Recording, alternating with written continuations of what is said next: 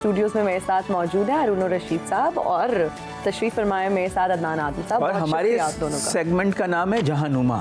جی یہ آپ بتا دیا کریں. جی ہمارے اس جو پروگرام کے حصہ ہے اس کا نام ہے جہاں نما اور ڈفرینٹ ٹاپکس پہ ہم بات کرتے ہیں. آج کے ٹاپکس کیا ہیں؟ ہاں آج ہمارے جو صدر مملکت ہیں عارف علوی, انہوں نے کافی ڈرانے والی باتیں کی. انہوں نے کہا جی یہ اسٹیفن ہاکنگ ایک سائنسدان تھے, انہوں نے کہا تھا 100 سال بعد دنیا شاید ختم ہو جائے گی اگر اسی طرح انوائرمنٹ کے ایشوز رہے اور آرٹیفیشل انٹیلیجنس اتنی ترقی کر جائے گی اگلے 20-30 سالوں میں کہ انسان سے بھی کئی کروڑ گنا زیادہ اس کی ذہانت ہو جائے گی. تو ہارون صاحب ہمارا مستقبل تو بڑا مخدوش ہے. دیکھیے گزارے پھر کی کریے, جلدی جلدی کر لئیے جو کرنا ہے. وہ میں نے پوچھا تھا ایک ایکسپرٹ سے کہ یہ بہت پہلے انہوں نے کہا کہ اسٹیفن ہاکنگ سے بھی پہلے انہوں نے کہا کہ دیکھو علامتیں ظاہر ہو گئی ہیں, کچھ باقی ہیں کچھ ظاہر ہو گئی. میں اس میں آپ کو اپنا تجربہ بھی بتاتا ہوں. تو یہ دنیا جو ہے یہ اپنے اختتام کی طرف بڑھ رہی ہے. جناب رسالت مآب صلی اللہ علیہ وسلم سے پوچھا گیا قیامت کے بارے میں, وہ بہت سی چیزیں ہیں, اب اس پہ ڈیٹیل میں جاؤں گا میں, تو پروگرام کا اتنا وقت نہیں ہے. تو آپ نے فرمایا کہ ممکن ہے اس دنیا کی عمر 500 سال بڑھا دی جائے. تو صاحب نے پوچھا 500 سال کتنے, آدھا دن بڑھا دی جائے, آدھا دن. تو انہوں نے کہا آدھا دن کتنا, فرمایا 500 سال. کچھ لوگوں کا یہ خیال ہے جو اس موضوع پہ تحقیق کرتے ہیں کہ وہ 500 سال شروع ہو چکے ہیں. اچھا کچھ نشانیاں باقی ہیں. جناب اپنا مہدی کا نزول اور جناب عیسیٰ علیہ السلام کا نزول. اچھا ایک میں آپ کو اپنا مشاہدہ بتاتا ہوں. میں 95 میں نے عمرہ کے لیے جانا شروع کیا اور 2004 تک ہر سال جاتا رہا. اس وقت فرصت کافی ہوتی تھی. پھر 2009 میں گیا. 3 نشانیاں میں نے اپنے سامنے پورے ہوتے ہوئے دیکھی. پہلی بات تو یہ ہے کہ پہلی بار میں مکہ گیا 95 سپٹمبر میں. میں نے سارا شہر گھوم کے دیکھا. مکہ چھوٹا سا شہر ہے, ہائی رائز بلڈنگز ہیں, مگر شہر چھوٹا ہے, یہ شکوپور جتنا ہوگا. تو پورے شہر میں ایک بیل میں نے دیکھی منی پلانٹ کی, پورے شہر میں. اور 2004 میں جب میں حج پہ گیا تو میں نے منا کی پہاڑیوں سے نیچے اترا فجر کے بعد, تو میں دیکھ کے ہکا بکا رہ گیا کہ لاہور کی طرح سرسبز تھا. اور میدان عرفات میں تو ضیاء الحق نے وہ لگائے تھے پودے, وہ بڑے ہو گئے ہیں.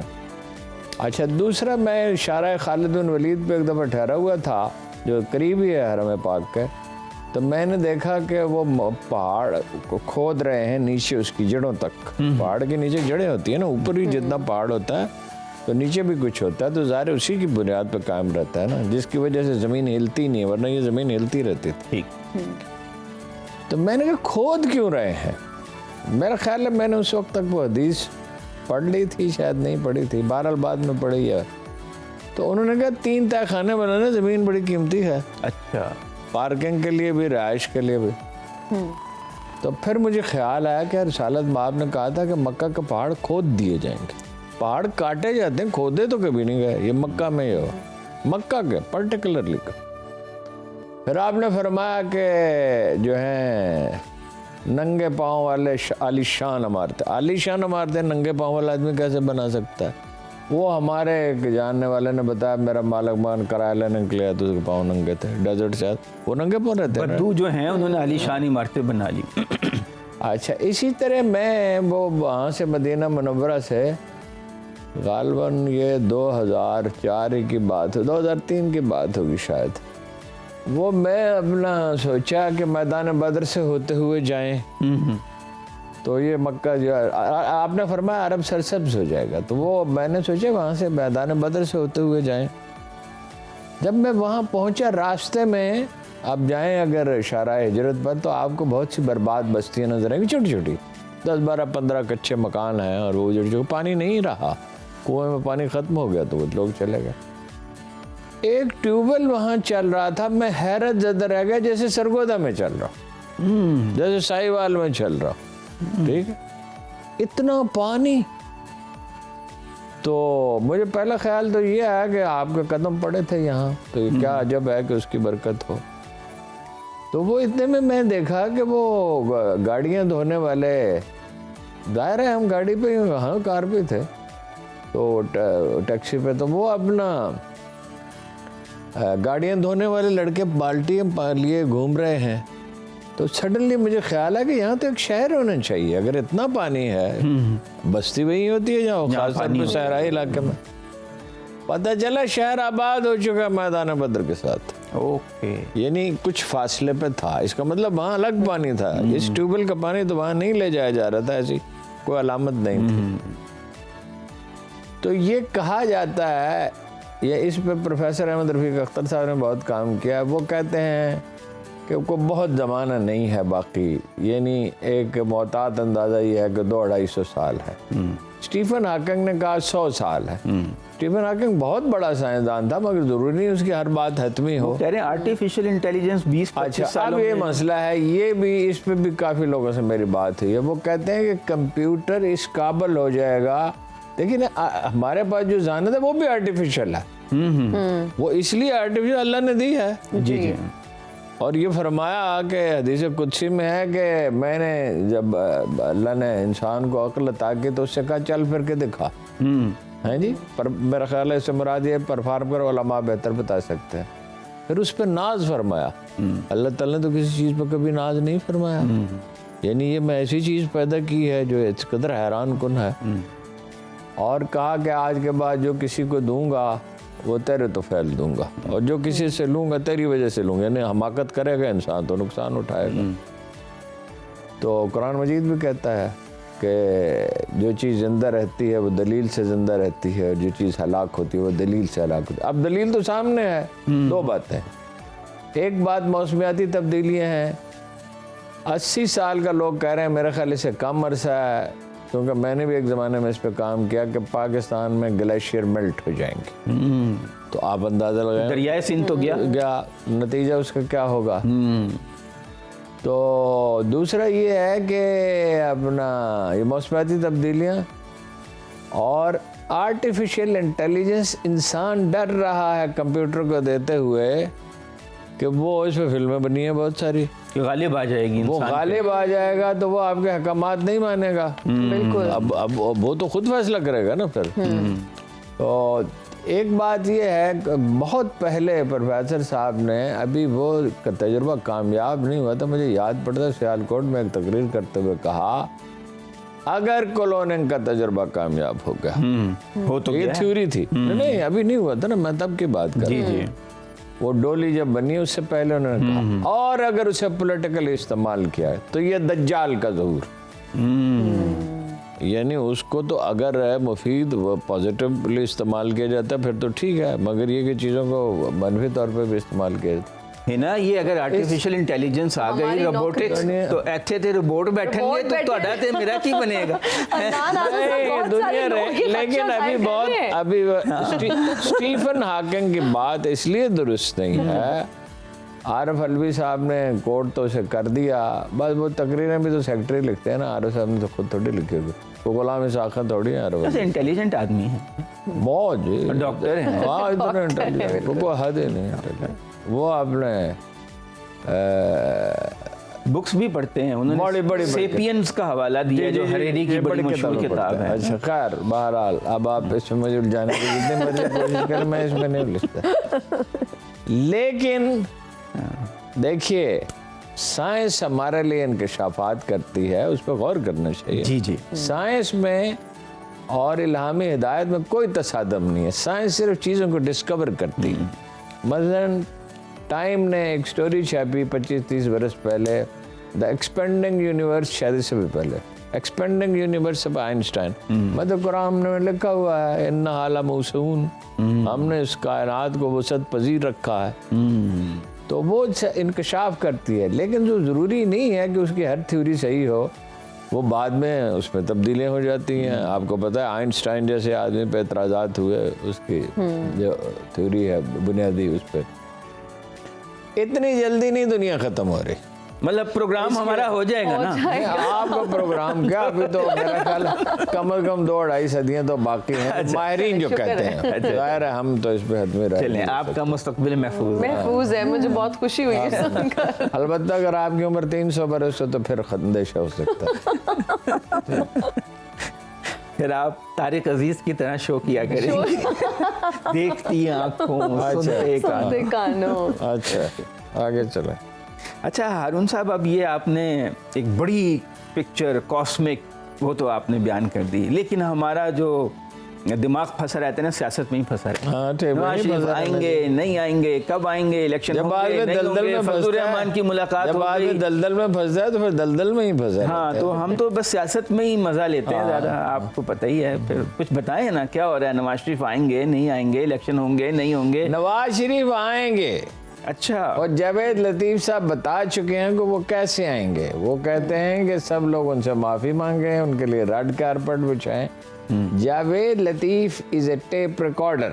وہ اپنی کوئی اپنے منہ سے کوئی بات نہیں کہتے. بڑے باکردار عظیم سیاستدان ہیں شیخو پورے کے. جو مرضی آپ کر لیں، میں اس کی طرف سے اس سے زیادہ نہیں کروں گا. وہ اپنا ان سے جو کہا جاتا ہے وہاں سے حکم صادر ہوتا ہے، بڑے وفادار کہتے ہیں. اب انہوں نے فرمایا مجھے چاہے جیل جانا پڑے، چاہے جیل جانا پڑے، یعنی مجھے پرواہ نہیں، مجھے پرواہ نہیں، مجھے جانا تو نہیں چاہیے. مجید نظامی صاحب سے انہوں نے کہا میں جیل نہیں جا سکتا. جیل کی وجہ سے تو بھاگے ہوئے ہیں، پہلی دفعہ بھی جیل کی وجہ سے ہی بھاگے تھے. جیل کا اور نوابزادہ نصر اللہ خان نے بحثیت مجموعی 10-15 سال جیل تو کاٹی ہوگی.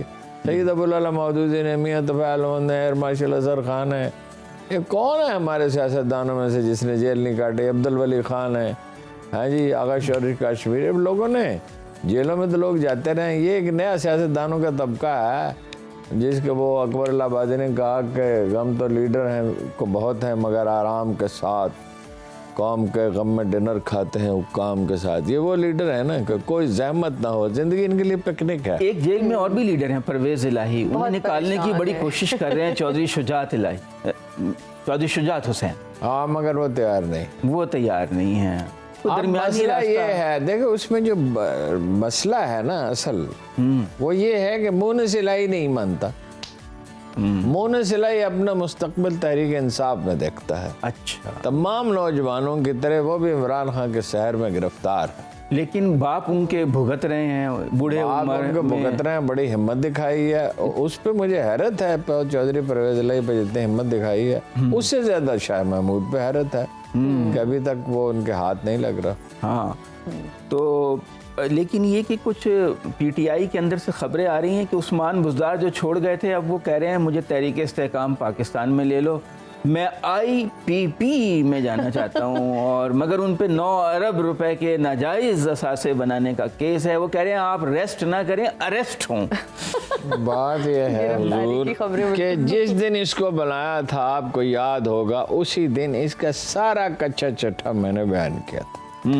یہ فیک ملازم وہاں اس نے رکھے گیا، گھوسٹ ملازم ٹاؤن کمیٹی میں، اور ان کی تنخواہیں ہڑپ کرتا تھا اور لرننگ کیپیسٹی نہیں ہے. یہ چھوٹے سے چھوٹا منصب بھی اس کو زندگی میں کبھی نہیں دیا گیا. یہ ایم پی اے بنا تو اس کو کبھی کسی نے کمرہ نہیں دیا. اب میں آج نام بھی لے دیتا ہوں. اسد عمر صاحب سے میں نے پوچھا اس کو بجلی بلایا ہے؟ ظاہر ہے وہ اس کچن کیبنٹ میں تھے. انہوں نے کہا بولتا اچھا ہے. میں نے کہا میرے محلے میں 3-4 آدمی جو اچھا بولتے ہیں. وہ نہیں سارے فیصل باب ڈکبر ہے. اس کو کیوں بنایا؟ یہ مرکز سے گورن کیا جائے گا. میں نے تاریخ انسانی میں تجربہ کبھی کامیاب نہیں. ہمیشہ نچلی سطح تک کمپیٹنٹ لوگ رکھے جاتے ہیں. اورنگزیب عالمگیر جب دنیا سے جا رہا تھا تو ٹیک اوور کر لیا تھا اس کے بیٹے نے obviously، جیسے اپنے یحییٰ خان نے ٹیک اوور کر لیا تھا جب ایوب خان بیمار تھے. تو انہوں نے اس سے پوچھا، تیور تو وہی تھے نا، چاہے بستر مرگ پہ تھا. اس سے پوچھا بیٹے سے کہ تم نے فلاں گورنر کا تبادلہ کر دیا؟ اس نے کہا ہاں تبادلہ کر دیا. اس نے کہا ایسے لوگوں کے وہ تو سونے کا بنا ہوا آدمی ہے. فصیح بڑا تھا نا، وہ تشبیہ بڑی اچھی دیتا تھا. تو ایسے ہی لوگوں کے بل پہ تو ملک چلائے جاتے ہیں. تم نے اس کا کیسے تبادلہ کر دیا؟ اور پھر فارسی کا شعر پڑھا. اسے اندازہ ہو گیا کہ جس طرح یہ چلانا چاہتا ہے. اور آپ کو پتہ ہی ہے کہ 5 سال میں سلطنت بکھرنے لگی. اپنا اورنگزیب کے بعد بس 5 سال رہی. 1707 میں اس کا انتقال ہوا. 1705 میں ہوا. 1712 کے بعد 1707 جی، جہاں تک مجھے ممکن ہے جی میرا وہ یاداشت وہ دھوکہ دے رہی ہے. 1712 میں سلطنت بکھرنے لگی. تو اس نے اندازہ تو اسے تھا، مردم شناس تو وہ بہت تھا، تو اس نے کہا، فارسی کا شعر پڑھا، بہر لہجہ بہر ساتھ بہر دم، دگرگوں میں شود احوال علم، ہر گزرتی ساتھ کے ساتھ دنیا تباہی کی طرف بڑھ رہی. ایسے ہوا 1947 تک بگڑتی ہی گئی، پھر ملک بنا، اور پھر ملک بننے پھر اور بگڑنے لگے. پھر ملک بننے کے کچھ عرصے کے بعد ہم نے فیصلہ کیا، نہیں پہلے 30 سال تو پاکستان میں ترقی کی شرح انڈیا سے زیادہ تھی، ایوریج 6% رہی. اب آٹا 160 روپے کلو. پھر ہم نے فیصلہ کیا کہ یہ تو ہمیں ایسا تو نہیں کرنا چاہیے، ہم نے صدیوں تک مطلب خرابی اور ذلت اٹھائی ہے، تو یہ ہمارا اصل کام تو وہ ہے. اصل کام تو وہی ہے نا. پھر جو غلامی کا اثر ہوتا ہے وہ اپنا ظاہر ہونا شروع ہوا، اور اپنے برطانیہ کی غلامی کی بجائے امریکہ کی غلامی اختیار کر لی. تو ہارون صاحب آج کل یہ جیلوں ویلوں کا چکر ہے، اور کشمیری کا مصرع یاد آیا، ہاں ابو سفیان کے پوتے کی غلامی. یہ جو مقدمے ہیں کچھ رہا ہو رہے ہیں، کچھ پہ زیادہ مقدمے ہو رہے ہیں. عظما خان کے اوپر ایک اور مقدمہ ہو گیا. اچھا عثمان بزدار کیوں نہیں رہا ہو رہا؟ سوال یہ ہے. نہیں رہا تو ہیں. نہیں وہ مقدمات ایک ایسی رہائی ہے، اپنا بنا کے چھوڑ دیا، کیا سیری ہے کیا رہائی ہے. او بھائی اس کی جان کیوں نہیں چھوڑ رہے؟ اگر کرپشن کوئی معیار ہے تو یہ تو آدھے سے زیادہ وزیر جو ہیں ضمانت پہ ہیں. وزیر اعظم خود ملزم تھا، اس دن اس کے خلاف فرض جرم پیش، تو بیٹے کو بھی بری کر دیا.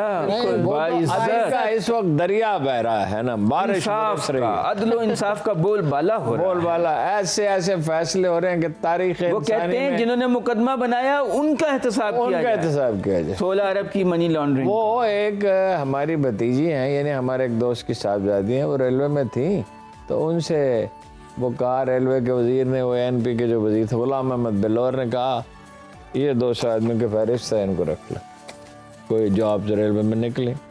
تو وہ ان کی ڈیوٹی تھی. انہوں نے کہا ایک آدمی بھی نہیں رکھا جائے گا، ان میں سے میرٹ پہ رکھے جائیں گے. ان کے والد بھی اسی طرح کے تھے، ہمارے دوست سے فوت ہو گیا. فاروق گیلانی بڑے مشہور افسر تھے. تو اس نے کہا یہ تو کلرک وغیرہ اور پی این وغیرہ اس میں کیا میرٹ ہوتا ہے؟ اس نے کہا ہر ایک میں میرٹ ہوتا ہے. چنانچہ ان کو جناب نکال دیا گیا. تو وہ اپنا جو ہے سپریم کورٹ تک 3-4 سال میں مقدمہ لڑ کے، بڑی بہادر خاتون ہے، 3-4 سال تک کالم بھی لکھتی رہی اخباروں میں، مریم گیلانی. تو 3-4 سال مقدمہ لڑ کے سپریم کورٹ سے جب انہوں نے جیت لیا تو غلام احمد بلور نے اپنے وکیلوں پہ مقدمہ کر دی. ہنا بہت مبارک ہو ہارون صاحب، بہت مبارک ہو. سعودی عرب سے $2 ارب کا قرض مل گیا سود پہ. دیکھیے یہ زمانہ بھی آنا تھا. ایک وقت وہ تھا کہ اس طرح کے قرض کا کوئی اخباروں میں چھوٹی سی اتنی سی خبر لگتی تھی، اور اب یہ وقت آ گیا. وہ انہوں نے کہہ دیا اسحاق ڈار صاحب نے کہ کتنے ہیں $1,000 بلین کے اثاثیہ بس بیچیں گے. مجھے اس پہ کوئی اعتراض نہیں ہے. اگر پانی کی بچت کر کے فوارے لگا کر، اور یہاں سے اس میں صرف 10% پانی استعمال ہوتا ہے، تو ڈیزرٹ کو آباد کریں تو پاکستان کا مستقبل تو بہت روشن ہے، بلوچستان اور تھاری میں، اور اللہ کرے. لیکن وہ زمرد خان صاحب انتظار کر رہے ہیں. میں صرف اس پہ وہی تبصرہ کروں گا جو غالب میں خود اپنی زندگی پہ کیا تھا. قرض کی پیتے تھے میں، اور یہ سمجھتے تھے کہ ہاں رنگ لائے گی ہماری فاقہ مستی.